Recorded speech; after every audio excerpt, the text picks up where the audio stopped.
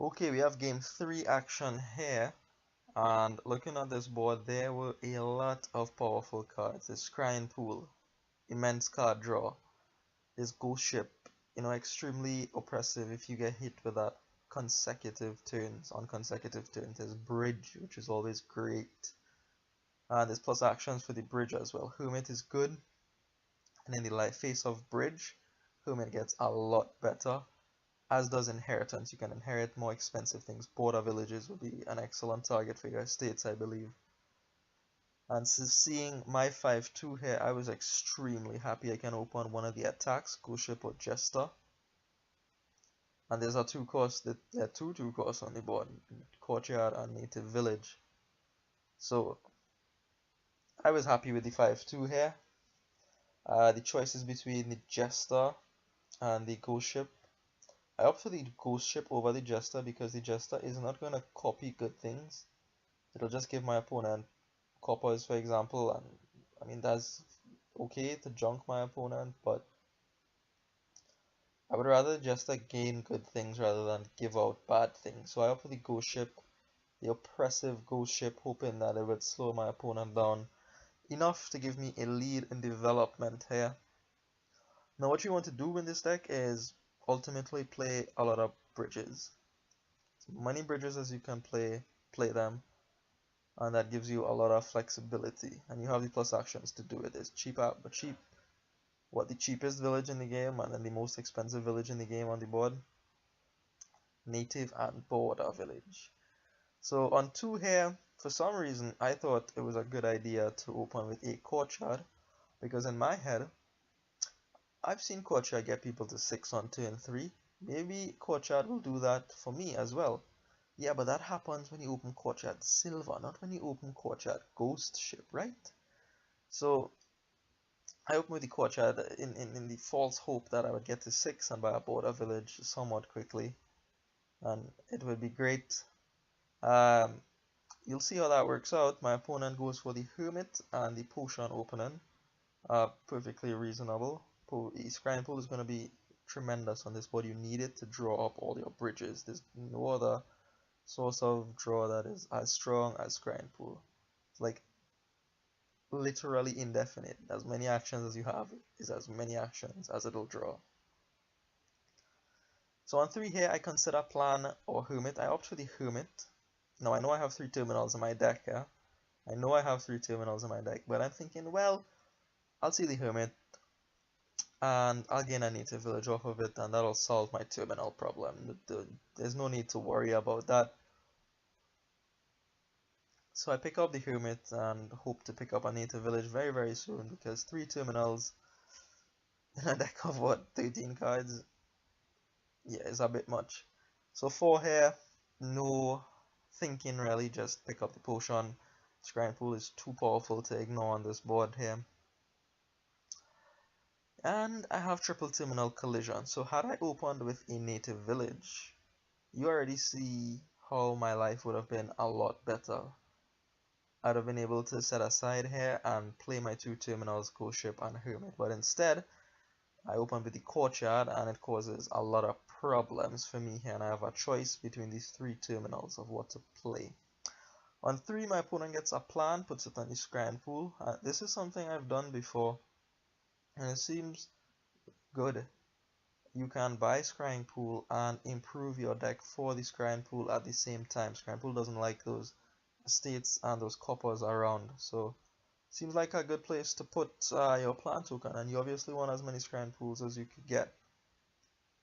So of the 3 terminals here, I opt for the Courtyard. The other alternative I consider was the Hermit, trashing an estate, picking up a Native Village, and gaining picking up another Hermit to gain a Madman. But I didn't want to not play Ghost Ship, so I played the Courtyard first, got money to buy a plan to put it on the Scrying Pools, then I'm able to play my Ghost Ship. So that's why I went for that route, because I felt the attack was more important at this point, just to try to contain my opponent then. Maybe the Hermit into Madman thing was better. The more I think about it, the more I think it's better, but I already know the result of the game, so maybe that's why I'm saying that. So a couple more scrying pools bought here. My opponent has a native village though, and they just have the one terminal, I believe, the hermit. So no action troubles for them. More scrying pools bought, more cards trashed for this part of the game. That is all that is going on for both me and my opponent. I'm just playing scrying pool and ghost ship really, and my opponent is just picking up scrying pool and playing hermit when they can. Now for me, I should be doing better than this at this point in the game. I should be playing my hermit more often, picking up native villages, courtyards, and that would allow me to supplement the current scrying pool draw, which is kinda weak. It'll get better as the game goes along, but with an extra native village, an extra courtyard in the deck, I probably could have gotten to inheritance at this point, border village at this point, and really, pressed home my opening advantage. As is, I'm sort of playing the same game as my opponent, just buying scrying pool, playing my one terminal, uh, not taking advantage of the opening at all. I mean, my terminal is Ghost Ship, which is an attack, but Hermit is not a bad terminal at all either. So here I get rid of my last estate.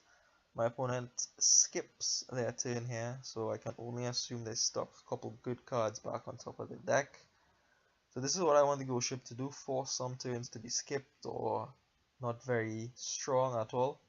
So the Ghost Ship is doing work, but the Courtyard isn't, and the Hermit isn't doing anything. I haven't yet played this Hermit, and I've bought it how long ago now? I could as well have bought an estate, at least it would be points in my deck. Anyways, I'm going to buy a scrying pool here, and I am going to thin one copper. I do not want to thin any more than one copper, because I want to keep 6 money in my deck to buy a border village. I need that border village. I know I will eventually draw the deck with enough scrying pools in there, so I'm not worried about that. Just going to keep buying scrying pools, and eventually I'll get to draw my deck, get to the border village. You also would have noticed that I trashed estates even though inheritance is on the board. The reason for that is the estates get in the way of me getting to $7.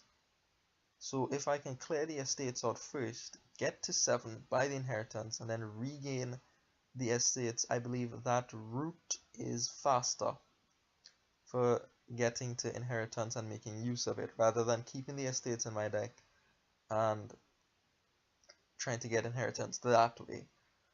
So that's why I opted to get rid of the estates, and I really had very little hesitation in doing that, even though inheritance is on the board. You can always regain the estates very easily with Hermit. So here my opponent is able to play their Hermit for a second or third time, I believe. They have not exchanged for Madman, which is good in the face of Ghost Ship, and also because, well, there's scrying pool to buy, so you don't want to not buy scrying pool just to get a Madman. So here I am able to play my Ghost Ship again, so the Ghost Ship is doing good work, coming in every turn or so now, but my opponent is meanwhile getting thinner, getting more resistant to the Ghost Ship attack. So here I pick up a scrying pool, and there were several times during this game I considered trashing that courtyard. That was one of them, but I didn't do it. At least it serves as a bridge for my scrying pools to draw. So it's an action card, scrying pool will draw it, no problem. So that's the only reason courtyard is still in this deck. Otherwise, I'd have removed that blight by now. Anyways, I get another Ghost Ship play in, and I am able to get to border village first. So desperately need that source of plus actions, and I pick up a Jester alongside it, because I believe at this point with the scrying pools I can selectively top deck something from my opponent and copy that card, and from here on out my opponent is going to start putting good cards in their deck, presumably border villages and bridges. Even a native village I would take at this point. So that is why I went for the Jester. I thought it would be excellent with the scrying pools, and it would let me copy. If I can copy a border village, that is immense. Here I'm not able to copy anything though. I just give my opponent a curse, which is not really significant. I pick up Border Village, bridge here as my opponent did last turn, and now you see the game will start to, quicken exponentially with these bridges in play here. So at this point, actually, I think my opponent has survived the early ghost ship barrage and is ahead. They are thinner and they have the turn advantage. Now we both have one bridge. I mean, they don't have the Jester or the Ghost Ship, but the Ghost Ship is kind of irrelevant at this point. You can play around the Ghost Ship attack with my opponent's deck fairly easily. 5 Scrying Pools or 4 Scrying Pools can do it in a thin deck, no problem. So now really it's just a race for as many bridges as possible. Here my opponent gets their bridge in and comes up with what, 7 potion. The last Scrying Pool is bought, so I think the split is 5-5. And another border village and bridge for my opponent. So that is 2 bridges for my opponent, 1 bridge for me. Now I leave that silver on top of my opponent's deck because I wasn't sure if I would be able to get to my Jester. So I was hoping to see the Jester first before having to make the decision on whether to discard that silver. Instead I see the Jester after I play the Ghost Ship, so now there's something new on top of my opponent's deck. Hopefully something good, right? Hopefully it is a border village somehow, but yeah, my opponent is too smart to allow me to get a free gain of Jester here. They spend quite a bit of time thinking about what to put on top of the deck. So that is probably just wishful thinking. I am able to draw my bridge. I discard a copper off my opponent's deck because I know now that I have the Jester. So hopefully the second card that they put back is a good card. Bridge comes first. I consider playing Hermit. Maybe I could have picked up another bridge, but I went for the Jester and turns up a Scrying Pool, which I cannot gain at this point. So another Jester miss. So we 0 for 2 with the Jester so far, and I'm just able to get a border village and a bridge and a native village. So now I think I fixed my actions problem, but I believe it is too late for me because on this turn my opponent takes quite a long turn here and picks up quite a few bridges. So you'll see a couple border villages come out and then a bridge come out, maybe 2 bridges actually, and that allows my opponent to gain another bridge with the Hermit as is done here, draw that bridge, play that bridge. So there are 3 bridges in play for my opponent right now, and the slow play of this money here confused me, but what ends up happening is that my opponent moves their plan token over to the border village pile and then buys a border village to keep getting thin at this point. So it's reasonable to have it on the border village pile as the next best place after the Scrying Pool, I believe. So they get border village and bridge, so that is 4 bridges now. And with 3 coin, border village and another bridge, 5 bridges for my opponent. And just the 1 buy, no coins left. So yeah, 5 bridges in my opponent's deck, enough actions to play them, enough draw to find them. So you already know that this turn of mine is my last turn for the game here, unless something tragic happens to my opponent. But with 3 border villages left, my opponent has the points lead with the estate that they have not trashed. But with 3 border villages left, I still think I have a shot here. I haven't calculated it fully, but if my Scrying Pool can find a bridge, or even better, a border village at the top of my opponent's deck, I can use my Jester to copy that card, run down the piles a bit more, and then maybe go border village, bridge, border village into bridge, and then the last border village into duchy and win the game. I don't find any of those cards to 5 Scrying Pools.